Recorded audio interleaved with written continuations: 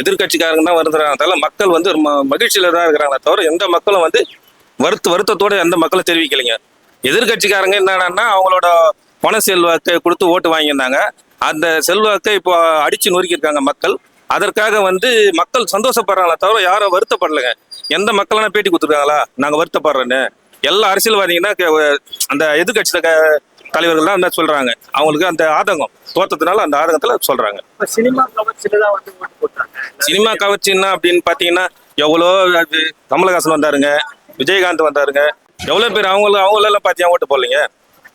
Cinema கவர்ச்சியெல்லாம் கிடையாது. மக்கள் ஒரு மாற்றத்தை எதிர்பார்த்தாங்க. அந்த மாற்றத்தோட இதுதான் இன்னைக்கு ஜனநாயக ஆட்சி நடக்குது. இந்த 37 நாள் 38 நாள் ஆட்சி எப்படின்னு 38 நாள் ஆட்சி வந்து 300 நாள் ஆட்சி மாதிரி நல்லா சிறந்த முறையில் நடக்குது. நிறைய ஊழல்கள் ஒழிக்கப்பட்டிருக்கு. இப்போ பார்த்தீங்கன்னா ஒரு கல்விக்காக வந்து என்ஓசி தரத்துக்காக வந்து 5 லட்சம் முதல் 25 லட்சம் வரை கேட்டிருக்காங்க. அது இல்லாமல் இலவசமாக கொடுத்துருக்காங்க. அந்த கல்வித்துறையிலேருந்து சிபிஎஸ்இ மெட்ரிகுலேஷன் அவர்கள் அந்த முதல்வர்கள் நல்லா பண்ணுறாங்கன்ட்டு பேட்டி கொடுத்துருக்காங்க. இதெல்லாம் ஒரு மாற்றம் தானுங்க. இதுவரையும் அந்த மாதிரி மாற்றம் நடந்திருக்குங்களா?